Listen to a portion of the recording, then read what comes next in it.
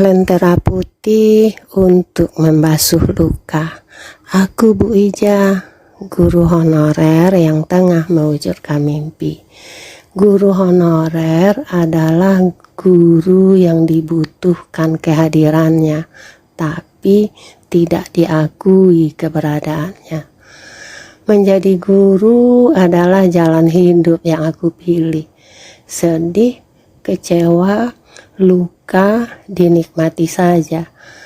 Saat aku guru muda, aku mengajar di sekolah negeri unggulan. Namun, semenjak hanya mengajar di sekolah swasta kecil, membuatku banyak merenung.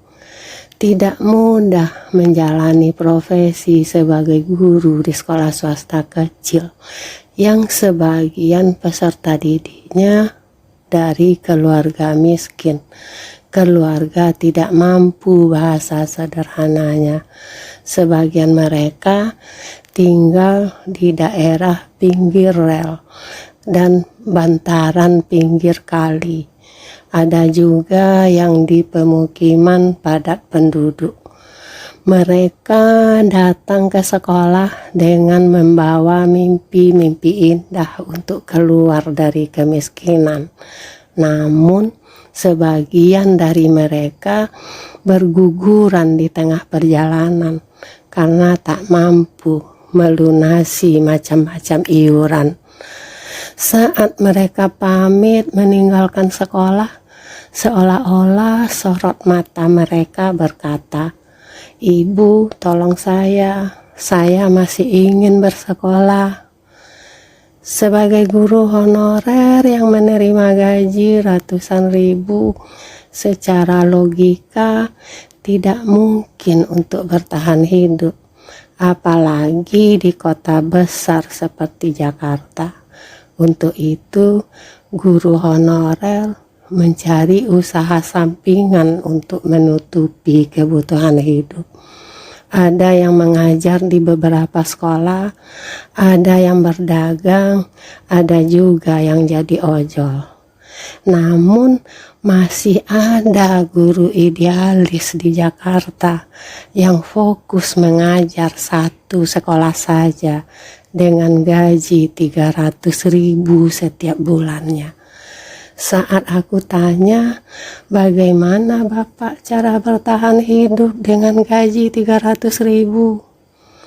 Istri saya perempuan hebat, yang penting di rumah ada beras. Kami makan dengan garam, kan gak ada yang tahu. Jawaban si bapak itu membuat jiwaku berduka. Namun, kisah yang paling tragis di antara kisah tragis guru idealis adalah kisah Pak Hanifah. Nyawanya melayang di jalan raya sepulang menunaikan tugas mulia di usia 64 tahun. Ada perasaan sedih dalam jiwa yang mengharuskan aku untuk berbuat sesuatu.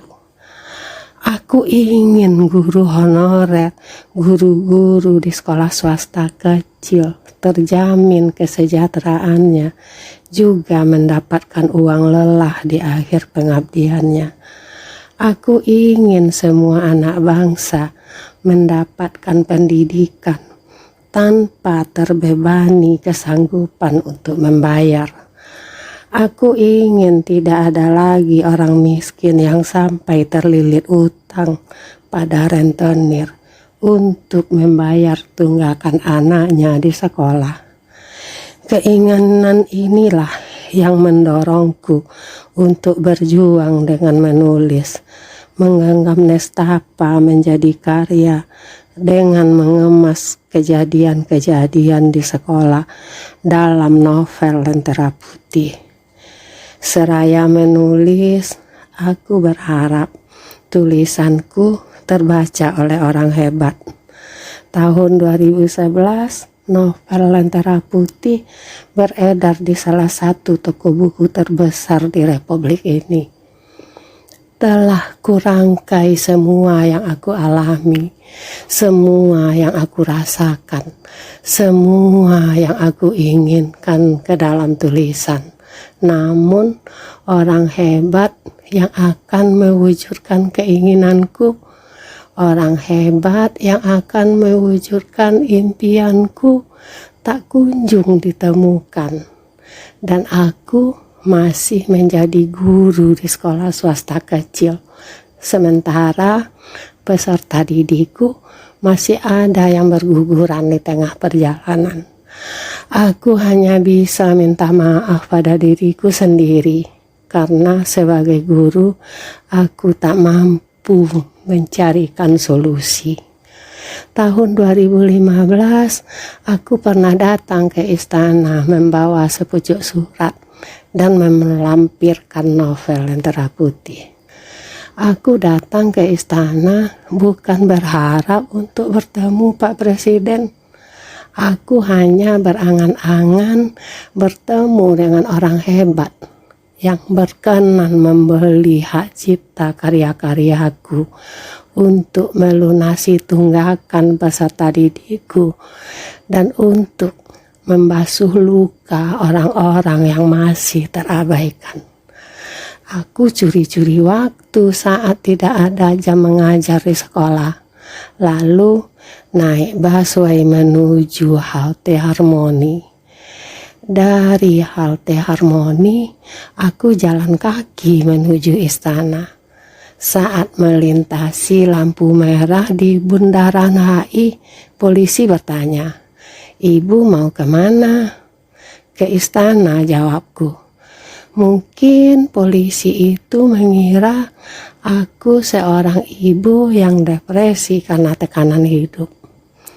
Setelah beberapa kali dicegat pas Pamres, akhirnya aku temukan juga ruangan tempat memasukkan surat. Walaupun hasilnya nihil, setidaknya perjalananku ke istana melengkapi lembaran hidupku sebagai seorang guru. Dulu aku merajut mimpi menjadi karya. Saat ini aku merajut asa bersama YMLP, Yayasan Madani Lentera Putih. Semoga YMLP berhasil mewujudkan cita-cita Lentera Putih. Namun aku yakin niat baik tidak akan membohongi hasil, walaupun masih jauh dari harapan yang hendak dicapai. Semoga Lentera Putih atau Yayasan Madani Lentera Putih dapat membasuh luka sebanyak-banyaknya orang yang masih terabaikan. Semoga pinjaman tanpa bunga, tanpa agunan yang menjadi program andalan YMLP jangan sampai layu sebelum berkembang. Dan semoga semakin banyak yang membeli novel Lentera Putih. Salam Lentera, Bu Ija.